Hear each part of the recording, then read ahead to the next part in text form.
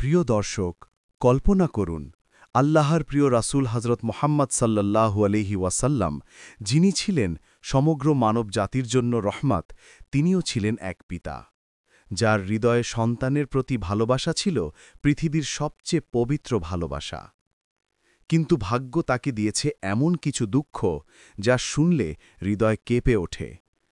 আজ আমরা জানব নবীজির সেই সন্তানদের গল্প, যাদের জন্ম, ভালোবাসা আর বিদায় সবই শিক্ষা হয়ে আছে আমাদের জন্য। নবীজির প্রথম সন্তান কাসিম রাদিয়াল্লাহ। নবীজি তাই পরিচিত ছিলেন আবুল কাসিম নামে। নবীজি তাকে বুকে তুলে নিতেন, হাসতেন, খেলতেন। কিন্তু কাসিম রাদিয়াল্লাহের জীবন ছিল খুবই সংক্ষিপ্ত। ছোট্ট বয়সেই তিনি ইন্তেকাল করেন।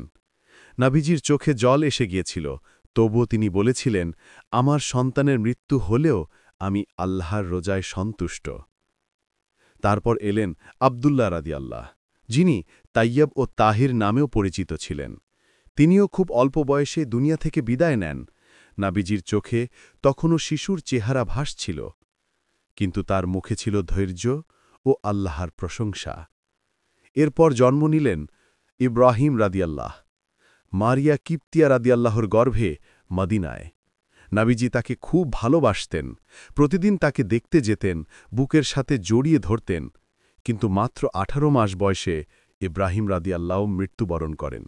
নবীজি তখন বলেছিলেন, চোখ অশ্রুসিক্ত, হৃদয় ব্যথিত, তবুও আমরা বলি, হে ইব্রাহিম, আমরা তোমার জন্য দুঃখিত হলেও আল্লাহর সন্তুষ্টিতেই সন্তুষ্ট।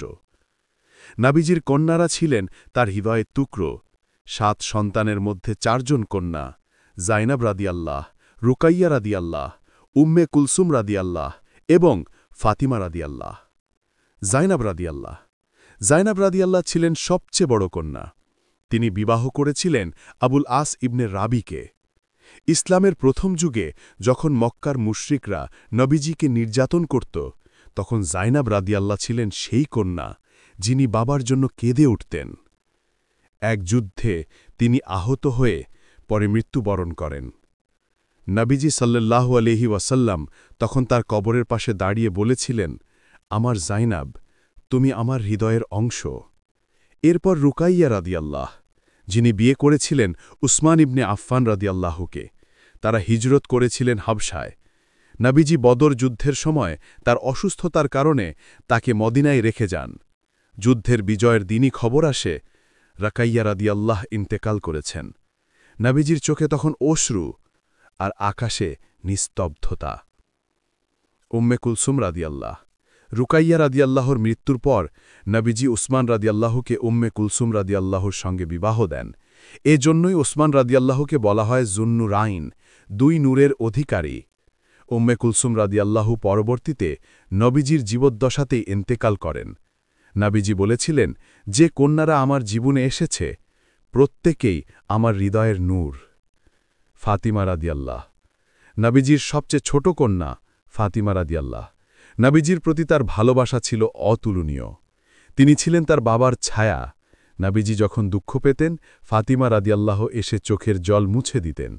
নবীজিও বলতেন, ফাতিমা আমার অংশ, যে তাকে কষ্ট দেয় সে আমাকেই কষ্ট দেয়। নবীজির ইন্তেকালের 6 মাস পর তিনিও পৃথিবী ছেড়ে চলে যান। স্বামী আলী রাদিয়াল্লাহ তাকে দাফন করেন নীরব রাতে। মদিনার বালিতে তখনও নবীজির চিহ্ন শুকায়নি।